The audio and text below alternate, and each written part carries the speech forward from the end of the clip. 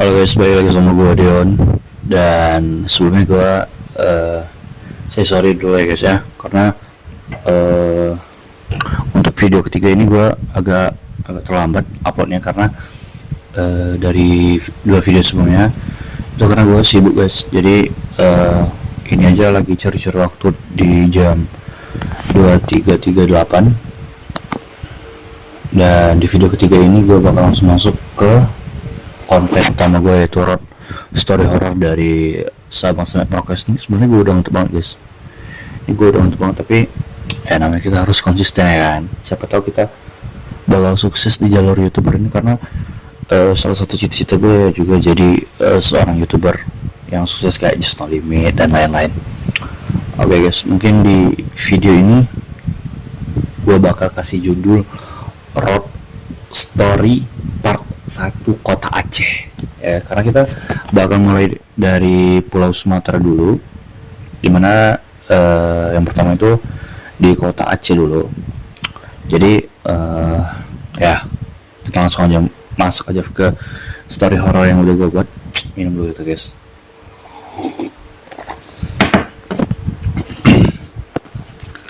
Jadi guys, kalau gue cari-cari informasi di sini, kalau dari kota-kota Aceh ini, dia tuh ada yang namanya Jembatan Senapet.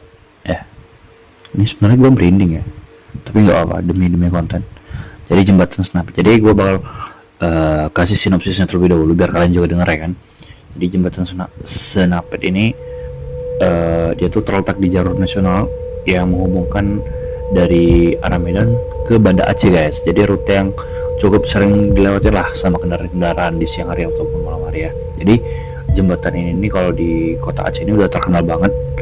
Nah, dari kisah yang beredar dari tahun 1980-an itu yang katanya terdapat seorang gadis bernama Halimah, usianya sekitar 18 sampai 19 tahun. Kemudian dia tuh, wah ini merinding ya sumpah. Terus dia tuh jalan sendirian di kawasan dekat Jembatan Senapit ini. Nah kemudian dia tuh diculik guys, udah diculik, dia diperkosa, kemudian dibunuh, dan kemudian jasadnya tuh dibuang ke jurang di dekat Jembatan Senapit gitu. Nah katanya sekarang tuh si korban ini arwahnya belum tenang kayak gitu guys. Jadi istilahnya itu menjadi penunggu di Jembatan Senapit ini. Nah beberapa kasus juga ini beberapa kasus kalau gue lihat dari informasinya itu ada beberapa orang yang sempat melihat sesosok jasad ini guys, yang sering berseliweran di Jembatan Senapit ini. Nah terus juga ada beberapa pengalaman yang sering dilaporkan pada saat malam ya, bukan siang. Siang tuh kalau di sini siang sering juga, tapi ini keseringan malam guys. Jadi kalau berdasarkan cerita di sini tuh pernah ada seorang super truk tronton gitulah yang melintas di Jembatan Senapit ini guys. Nah jadi si supirnya ini kayak melihat sesosok wanita yang berdiri di tengah jalan di pas tanjakan yang curam itu guys. Jadi dia tuh si supirnya nggak bisa berhenti karena kondisi jalan yang berbahaya. Karena kalau super truknya itu berhenti di tengah-tengah tanjakan, itu otomatis itu bahaya buat truk, apalagi truk-truk yang gede gitu ya. Kalian bisa cari di Google kenapa truk-truk itu nggak boleh berhenti di tengah jalan, karena dia tuh harus nginjek gas terus kalau nggak salah ya. Jadi kita lanjut aja. Nah jadi dia tuh nabrak si sosok yang dia lihat itu. Nah tapi pas diperiksa guys, nggak ada tabrakan yang ditemukan, tapi pas dia nabrak itu emang kayak ada bunyi tabrakan gitu, kayak gede ger gitu ya kan. Jadi cuman ada bekas percikan darah, tapi bekas tabrakannya tuh nggak ada. Maksudnya barang yang ditabrak atau seseorang yang ditabrak tuh nggak ada gitu guys, tapi adanya percikan darah gitu ya. Kemudian berdasarkan laporan lain tuh ada seorang pengemudi mobil L300. Jadi L300 itu yang mobil-mobil pick up gitu ya. Jadi seorang penumpang yang tiba-tiba naik di lokasi hutan sepi di dekat jembatan. Setelah melewati jembatan, penumpang itu keluar lewat jendela mobil lalu melompat ke jurang. Pengemudi kaget langsung menancap gas keluar. Oh, ini ngeri guys, ini ngeri, ini sumpah ini ngeri. Jadi ini kalau kita bayangin ya, misalnya kita bawa mobil pickup nih, terus ada seseorang yang numpang ke mobil pickup kita. Nah, terus pas di jembatan itu si penumpang ini langsung loncat dari jendela mobil. Ya spontan lah kan, kita bukannya apa-apa, pasti kita dalam kasus yang sama pasti kita bakal lari dan ya nginjek gas gitu ya, bakal ninggalin tempat itulah. Pokoknya kita ya spontannya kita bakal kabur sih kayak gitu.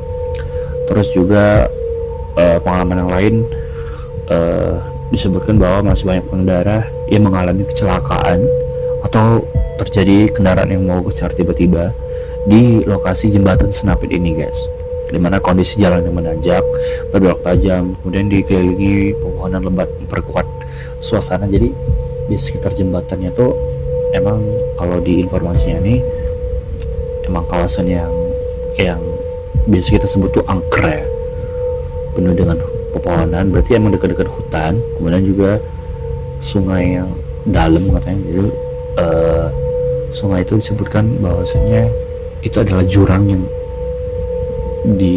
yang korban ini dibuang gitu guys. Nah, konon katanya jembatan Senapit ini masih dipercaya sampai sekarang. Kenapa masih dipercaya? Karena lingkungan fisik jembatan, lalu jalan malam yang gelap, belokan tajam, jurang di samping jalan, pepohonan menutupi pandangan. Nah, jadi semuanya itu menciptakan suasana yang rentan bagi rasa takut dan kepekaan terhadap sesuatu yang tidak terlihat guys. Kemudian juga sering-sering terjadi kejadian yang nggak bisa dijelaskan secara ilmiah atau secara nyata, kayak mobil mogok tadi, atau tiba-tiba ada sekelibat penampakan atau apapun itu yang terjadi di sekitar jembatan Senapit ini. Nah, kemudian dari pengalaman-pengalaman orang-orang ini diceritakanlah sampai ke beredar di pengendara-pengendara lain di sekitar jembatan Senapit itu. Jadi konon katanya yang berlintas di jembatan Senapit di malam hari itu, setiap orang yang berlintas di jembatan Senapit itu katanya harus tidak boleh berhenti guys. Apabila mobil mogok, mungkin segera perbaiki dan istilah itu cepat-cepat kabur lah guys dari lokasi ini, karena lokasi ini rawan, bukan rawan kecelakaan guys, tapi rawan ya itulah pokoknya. Nah, untuk terakhir itu, jadi kisahnya ini terkenal dengan nama Halimah penunggu jembatan Senapit guys. Jadi kalian bisa searching di Google atau dimanapun, itu ada narasinya dan juga ada cerita-cerita yang udah ditulis secara fakta dan nyata. Jadi kisah Halimah penunggu jembatan Senapit ini sudah menjadi bagian dari folk story lokal di Aceh. Nah, perpaduan antara keindahan dan alam terlintas, kondisi jalan malam yang menantang, dan narasi mistis yang menguat di masyarakat, itu sebenarnya lebih ke kepercayaan masing-masing. Sebenarnya guys, kalau kita ngomongin kayak nggak kasat mata gitu, tergantung ke kepercayaan masing-masing lagi ya sebenarnya. Apakah kita benar-benar percaya ataupun kita, kalau dari aku pribadi sih, kalau dari gue sih sebenarnya gue percaya akan hal-hal seperti itu, tapi bukan bermaksud untuk istilahnya itu kayak gini lah guys. Kalau dibilang percaya, kalau dibilang nggak percaya ya nggak percaya gitu. Bingung pula jelasinnya kayak gimana. Nah, jadi ya mungkin story horror yang di part pertama ini ceritanya agak kaku ya guys, karena gue juga masih belajar cara public speaking yang baik, dan ya gue harap kalian pada maklum nonton video ini. Dan ya cuma segini doang guys ceritanya, maksudnya konten itu cuma segini doang, gak ada yang lain. Jadi dari road story Riau sampai Papua nanti, ya aku ceritanya cuma kayak gini guys. Kalian gak usah ngarepin lebih lah ya, soalnya ya apa yang mau diceritain guys. Kalau gue misalnya, kalau kalian mau yang lebih lengkap, mau yang lebih wow gitu kan konten-konten horornya, ya kalian nonton aja nih si Judge atau di Hari Sarawijayanto kan. Soalnya gue juga nonton itu di Hari Sarawijayanto, dan mereka memang benar survei langsung ke tempatnya. Kalau gue wah nggak berani guys. Ini gue buat konten tengah malam aja sebenarnya udah ngantuk ya, udah ngantuk, capek juga baru pulang kerja, tapi apalagi guys, demi konten ya kan, apapun aku kerjakan semua ya lah guys. Mungkin di video ketiga ini jikalau masih ada yang kurang atau narasi gue sangat-sangat kaku ya, sebenarnya gue mengakui narasi gue ini sangat-sangat kaku dan sangat boring untuk ditonton ya, tapi gimana ya guys ya, namanya kita pemula belajar dari awal ya. Gue nikmatin aja semuanya karena insya Allah dari awal inilah, dari video inilah gue nanti bakal menjadi seseorang yang gue impikan. Amin ya rabbal alamin. Dan semoga, dan doa yang terbaik buat kalian semua. Thank you udah nonton. Dan satu lagi guys pokoknya kalian